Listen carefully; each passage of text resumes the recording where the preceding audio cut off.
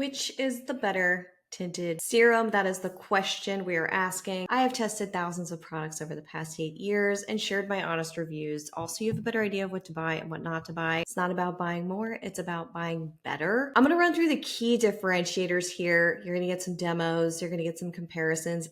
I find comparisons to just be the easiest way to make a decision when it comes to buying. So I like doing these little battles over here for you. Hopefully you find them helpful.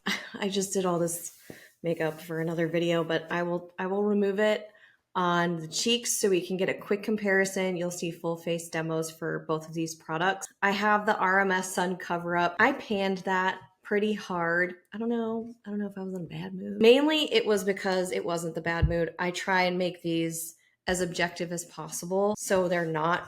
I just don't like it. The messaging is all about being an SPF, and the truth is I'm not going to use it for that. I'm talking about it for the purposes of this video as a light coverage product with some other great ingredients in there. A little jojoba oil. The quickest ways to get makeup. I should have put my hair back. Shoulda, coulda, woulda, baby.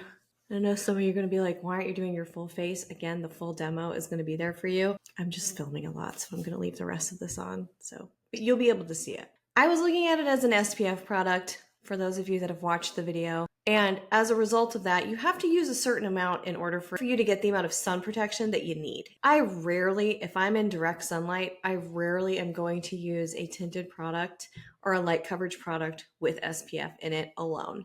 I'm always going to use a sunscreen for that day. I don't mind that it's in there, but I believe that more and more products are going to have, they all have skincare now, and they're all going to have sunscreen.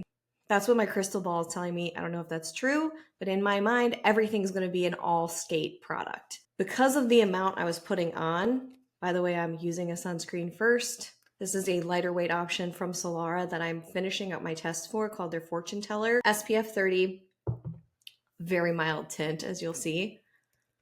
The way I was applying it with the full teaspoon, or it's like 2 finger lengths, whatever, it ruined the coverage. The finish wasn't great for me and my skin. It works better as a tinted product as opposed to a sunscreen because of the amount that I was using. It just ruined the scorecard. It got an 11 out of 20 the first time around. So I just wanted to put that out there. Once I get the hair up, we can breathe. We're going to apply the RMS on this side and the Ogee on this side. The Ogee I ended up really liking, except for a couple of things, but price-wise between the two, let's start with the Ogee. This is $58. You're getting 1 ounce of each of these. Both are in glass containers with plastic caps. $49 for the RMS SunCoverup. Same quantity. There are 20 shades available in Ogee. There are 13 shades available in the RMS product. I'm just going to use a pea-sized amount for both. And here's how I do it. Put it on the back of my hand like so. There you go. It's a little yellow, but it actually ends up working. Both are cruelty-free, but the Ogee is gluten-free. So if you're looking for something without gluten in it, that is claiming to be gluten-free. It does have organic ingredients. Ogee is all about that. I hope I said Ogee on this side, right? This is the RMS side. I already forgot. There are coconut derivatives in here, and there is one polymer. Coconut derivatives is not the same thing as applying coconut oil on your face. I just want to let you know I'm not a dermatologist, but that's inside. The RMS, cruelty-free, vegan, silicone-free, alcohol-free, has 12% non-nano zinc. The Ogee does not have any sunscreen or sun protection. It is a true coverage product without that added benefit, if you think so. Either way, there's SPF 50 in the RMS. It is preserved with sodium benzoate. There is also titanium dioxide in there. I mentioned those two things not to fearmonger, but some people will be turned off. I'm trying to give you the key things that will change your decision between the two. That was one layer. Let's move into application here. This brush has changed the game for me for foundation. I have the big version of this brush, which is the BK Beauty 101 brush. I actually really liked that, but because I like to press in more and just to get into the corners, this 109 brush is working very well. No one's paying me to say the following. I probably should have said that up front. I'm talking about this to help you. My priority is the community here. You're gonna get my honest opinion. As always, I just really like this brush, and it has changed the way that this wears for me. In the previous video for Ogee, I mentioned using a sponge You can do that if you like a sponge. I just haven't needed it. Ingredients wise, in terms of the skincare type ingredients in each of these, and I'm going to apply the RMS, same thing. Let me just brush this product off so we can get a clear read. Skincare ingredients for the Ogee, you're looking at like nature's skincare ingredients, kind of a little bit. That's the angle, and that's not surprising for that brand. Vitamin C, vitamin E, antioxidants, lots of oils, gooseberry fruit, it's supposed to plump, daisy flower extract, which you can smell. And those are the key kind of boosting hero ingredients. For RMS, you're looking at things like adaptogenic herbs. That's kind of cool. It's new for them. Niacinamide, natural peptides, and squalane. So you're looking at more familiar terms, I'll say, for skincare, like the ones that you would see in a lab. I'm not saying that a lot of these are plant derived. Both decent lists. The brands are both very transparent about what's inside. No one's saying fragrance and not telling me about it. And they're both looking at the environment. Eco-friendliness is a factor. Ogee has some pretty clunky packaging. RMS does too. Neither is perfect on that front. So this is the shade Buff in RMS. This is a better tone for me. It's more neutral. So that worked out. Doesn't mean that there's not a better shade for Ogee. And then the same 109 brush works really well for this side as well. With this, not this side, with this formula. Now onto coverage. You've already seen the Ogee coverage show up for me. And hello, Blue is here. Welcome, Blue. They both claim to be light coverage. Ogee almost claims to be like I think the word sheer is in there. These are not light tints. If you're buying these because you want a sheer tint, you will be disappointed. But for those of us that are like, oh, wow, this is even better coverage than I thought, it's a plus for me. I liked it. But just want to manage expectations when you're buying it compared to what you're reading on the product page. I think specifically for the Ogee and the RMS, I think. Got to look at it again, but it's all on the scorecard. I can bring it down my neck. I didn't do that on the other side, but for application, I also want to mention smell. I mentioned the daisy scent. There is a very strong floral daisy. It smells like a daisy, as it should.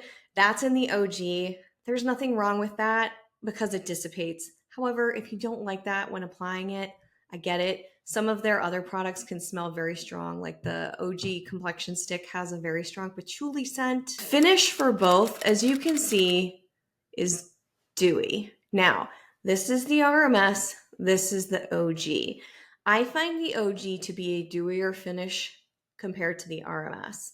When I initially tried the RMS, because I was putting so much of it on, I'm going to talk about powders in a second, but because I was putting so much of that on, I mentioned that it was sitting on top of the skin. I have since updated that scorecard to reflect how I currently feel about the product. The score went up. Yay. It applies super well on top of everything, and I'm not seeing gathering. I'm not seeing polka dot pores. I'm not seeing any of that. Ogee, I never really had that problem, or I haven't lately. I can still kind of smell the daisy, by the way. It's dissipating, but it's still kind of there. Just want to let you know, live. So what do I do with these? I would normally set, well, I wasn't really liking the RMS, so I had been using it. However, I've been using it all week and I've found a really nice way to set it. Two different powders for this. One's a pressed powder from Tower 28. Just reviewed this.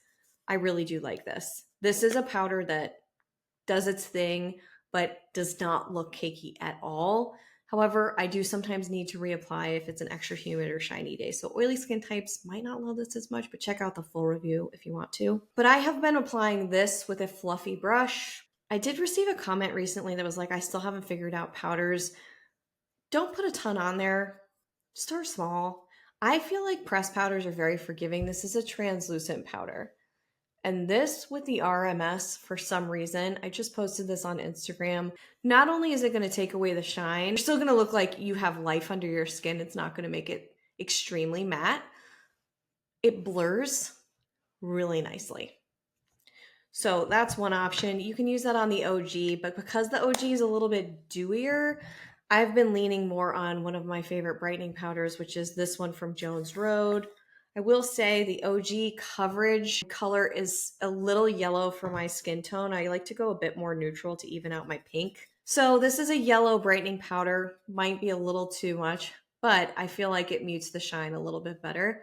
So this is something just so you can see both options. That really gets that shine, tone down. Did you see that? So the Tower 28 powder I feel is a lighter powder.